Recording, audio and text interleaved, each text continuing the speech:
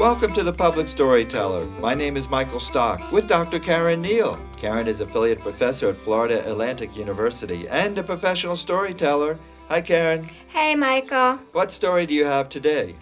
Today's story is from Steve Russell. It was the Christmas holiday season of 1974, and I'd been a full-fledged teenager for 40 days, although it felt like I was still 12. My world, since Chuck and Mom had broken up, was a wonderland freedom-wise, but it was lonely as well. I was careful to preserve my adult-like existence by not bringing attention to myself with raucous or illegal behavior. I was home alone one afternoon when my neighborhood buddy Mark dropped by and invited me to play pinball with him at the 7-Eleven. We sauntered into the store as if we owned it. Our daily visits gave us the feeling that it was an extension of our own homes. Mark began the unspoken currency conversion process. He laid down 2 wrinkled dollar bills and slid them towards the clerk with the motion of a gambler going all in on a poker hand. The store employees knew why we were there when we showed up together.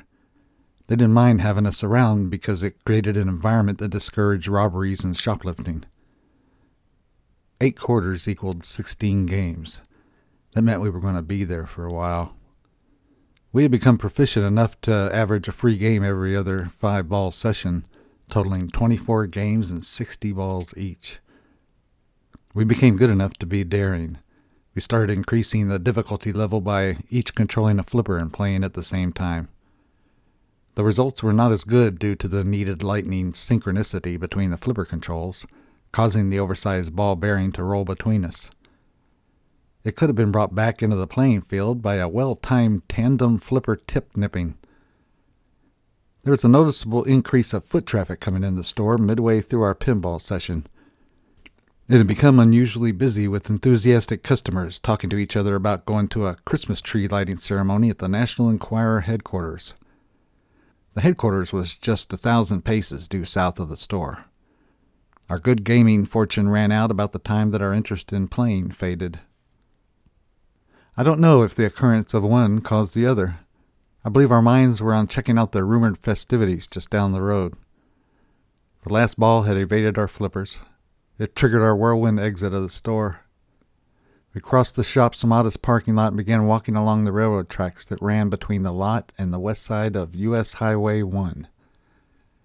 It's known by name as Federal Highway, the longest continuous north-south highway in the United States. It runs from northern Maine to the Florida Keys. The owner of the Enquirer had begun a yearly holiday ritual on the grounds of the property in the sugar sand bordering the west side of the railroad tracks. The main attraction was a 5-story Christmas tree transported by train directly from Canada. The train engineer had stopped the southbound freighter transporting the tree close to the proposed celebration site next to the National Enquirer headquarters. The crew hired by the Enquirer then rolled it off, erected, and decorated it. The strings of lights and oversized ornaments matched the gargantuan tree. The ceremony to light up the tree for the first time was highlighted by the appearance and performance of selected celebrities. That year it was Mr. Christmas himself, Burl Ives. He was to sing a couple of holiday songs for the gathered locals who were scattered on the railroad tracks and Federal Highway. At one time, Burl was a freight train riding, singing traveler who ended up getting the attention of record producers and movie makers in Hollywood. The accomplishments and accolades achieved by this self-made man are epic. He had 100 albums, 26 hit singles, 32 movies. He won a 1959 Oscar for Best Supporting Actor in Big Country. He wrote 23 books and was in 13 Broadway productions. It's an impressive body of work. Mark and I took a shortcut through the pines of the National Enquirer headquarters and made our way to the Christmas tree and stage area. We saw Burl being helped through the loose and deep sugar sand. The 4 of us crossed paths at the bottom of the steps leading to the makeshift plywood stage.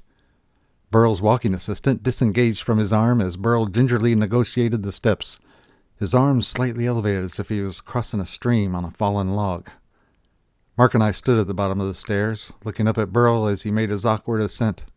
I glanced at the crowd at the wrong time. I saw them react as if something bad was happening. I didn't know they were watching Mr. Ives lose his balance in slow motion. It was too late for me to return my eyes to the stage as Burl came crashing down on us, successfully cleaning up a human 710 split at the bottom of the steps. We were fortunate to be in loose sand. Being blindsided by the 330-pound Burl on a harder surface would have been catastrophic. Still on his back and laying on top of us, he raised his head, which put him face to face with me. His wide grin opened to bellow, "Thank you, boys." I then realized the reason I was hit by this famous meaty meteor. Burl's expression of appreciation was delivered in an alcohol vapor strong enough to burn my eyes and affect my oxygen intake at that moment. The legend was snockered. I get an eerie feeling whenever I meet a new person who mentions that I sound like Burl Ives without having heard my story. Did that aerial alcohol infusion affect my young and impressionable vocal cords? That pondering is usually followed by frustration because telling my story afterwards sounds like I'm making it up off the top of my head. It comes across as an off-the-cuff mockery of their observation and a perceived insult to their intelligence, when I'm expecting them to believe me. Burl got up with the help of 2 Enquirer assistants, who then escorted him up the steps to the stage, to a smattering of cheers from the holiday crowd. Mark and I had already seen the other holiday visuals displayed there and walked down the tracks to get home before the sunlight was gone. I was still not comfortable enough to come home to that old house in the dark when no one was there. We didn't realize Burl was going to sing. We thought of him as a TV show narrator who the producer had permitted to sing a couple times on the show. He sounded like any other grandfatherly man singing. We had no idea that he was the entertainment icon he was. I would only tell this barreling Burl story to older people, thinking that no one my age would know who he was. I didn't know that fate would lay me in that same shallow sand dune 1 year later, but with even more of an impact. I went on an evening ride to the beach with my friend Jeff one hot night in his mom's car. Jeff and his mother lived alone, and her bad eyesight made her depend on Jeff to do the driving. Riding with Jeff was an adventure. He drove every used car his mom bought off of various used car lots like they were indestructible stock cars. He was 16, and it was apparent that he had watched too many car chase scenes on TV. I sympathized for those poor vehicles. Jeff treated the simple gear-changing arm of an automatic transmission as if it were the shifter of a 4-gear standard transmission hot rod. He dropped it down into second gear and punched the gas every time he changed lanes to pass someone.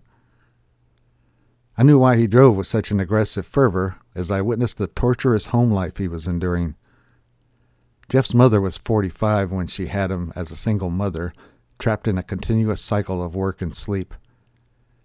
She was now 60 years old, but looked and had the energy level of someone in their 80s. She rarely talked except to deliver instructions or warnings to Jeff.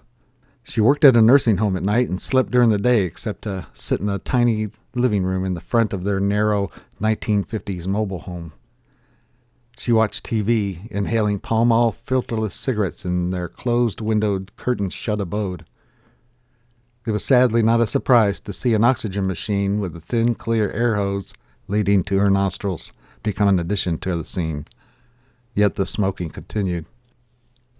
Things became more complicated when Jeff's maternal aunt was released from a mental facility with nowhere to go but stay with Jeff and his mother. She took over his room, which made the living room couch his new bed. His aunt wore a perpetual look of alarm in her eyes, as if she were falling to her death. She had tired of her prescribed dosage of rhino-disabling 500-milligram Thorazine pills and refused to take them after getting out of the institution. The lack of medicine caused her to sit in a chair motionless, counting her fingertips with her thumbs.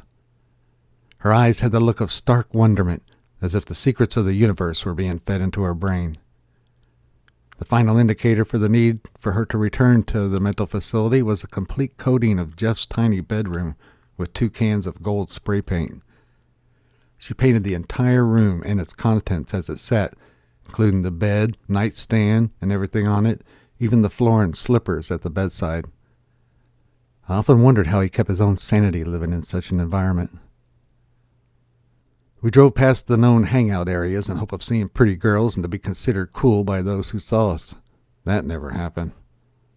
There were kids hanging out by their cars in the Lake Worth Beach parking lot, none of whom we recognized.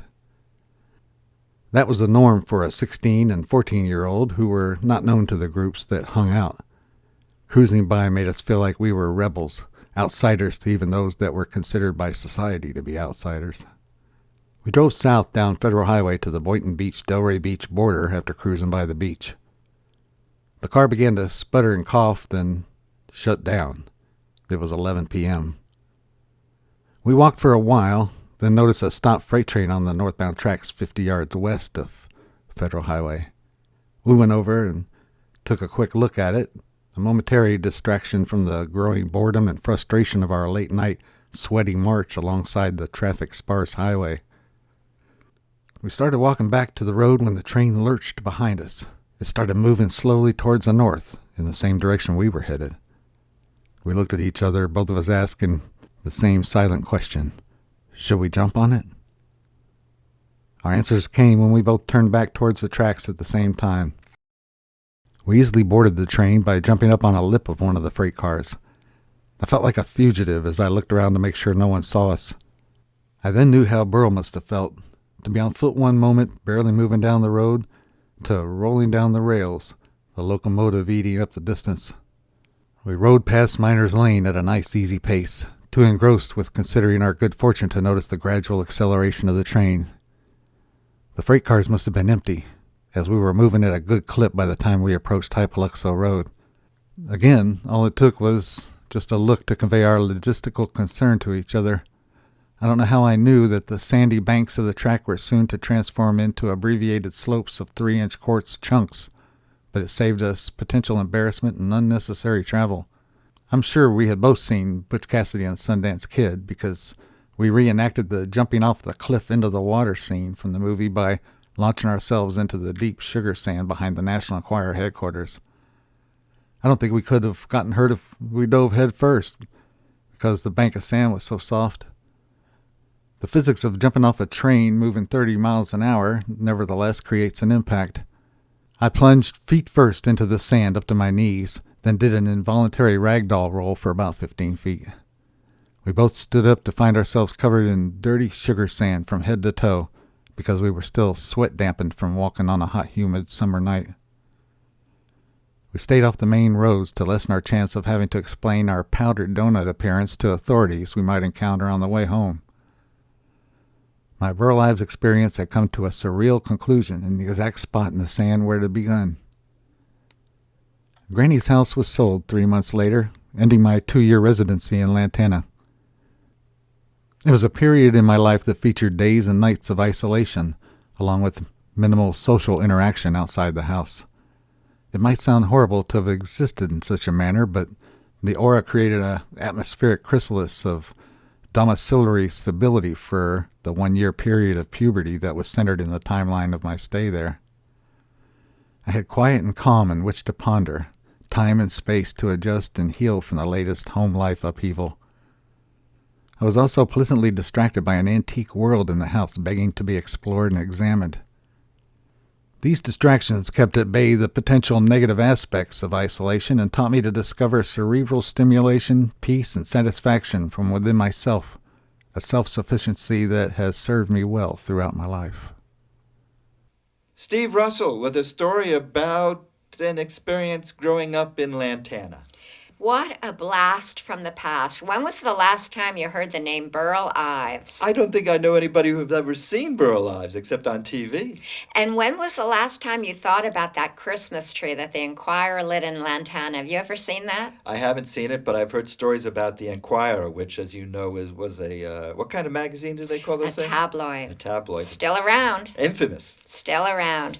And I love the juxtaposition, I always did, of the Enquirer with its yellow journalism and the Christmas tree, which they were known for, this humongous Christmas tree spreading peace and light. And here was Burl Ives, known for Rudolph the Red-Nosed Reindeer, the epitome of Christmas carols, Christmas songs. One of the most famous folk singers. And here was a child coming into contact with him. Talk about running into Burl Ives or having Burl Ives run into you. Smelling Burl Ives' breath. How close can you be? That was one of the wonderful turns of phrase that he used when he was talking about the possible aerial alcohol infusion that he got from that, because he has been told that his voice sounds like that of Burl Ives. I almost thought Steve was a journalist by the way his descriptions were. He has beautiful, beautiful language, even from his sensory description of the loose and deep sugar sand, along with the human 7-10 split, which of course is a reference to bowling.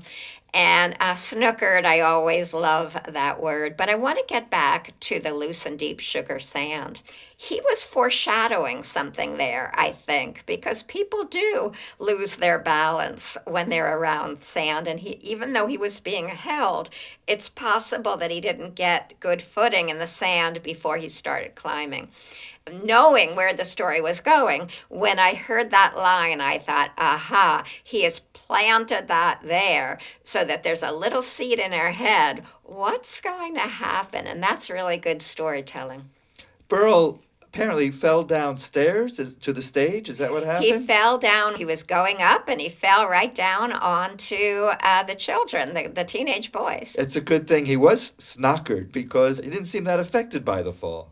No, although chances are it had happened to him once or twice before at 350 pounds and somebody who liked to drink. I enjoy the story because Burl Ives is a part of folk music history. There was always some sort of rivalry between Burl and Pete Seeger because of the House Un-American Activities Committee and Earl continued success through the whole communist scare while Pete Seeger was blacklisted. When he said that Burl Ives rode the freight trains, it made me think, of course, of Woody Guthrie. That really, this is a kind of a direct connection. I mean, skin to skin connection or breath to breath that Steve has with that history. And I think that's a lovely thing. There's an iconic photo of Woody Guthrie and Burl Ives. Burl is reading a newspaper called Hobo News. They were young men. This was back in the 40s. It's an important part of folk music history. It's interesting how Steve ended the story, transporting himself a year into the future in that spot.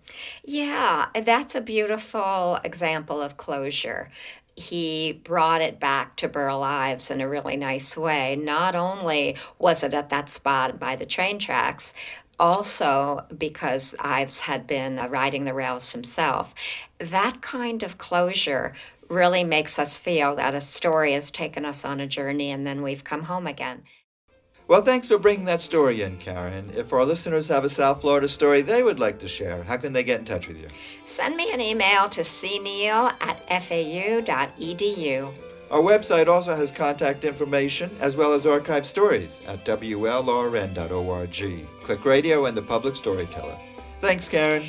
Thank you, Michael. I'll see you next week. Dr. Karen Neal is affiliate professor at Florida Atlantic University and a professional storyteller. My name is Michael Stock. The Public Storyteller returns next Sunday.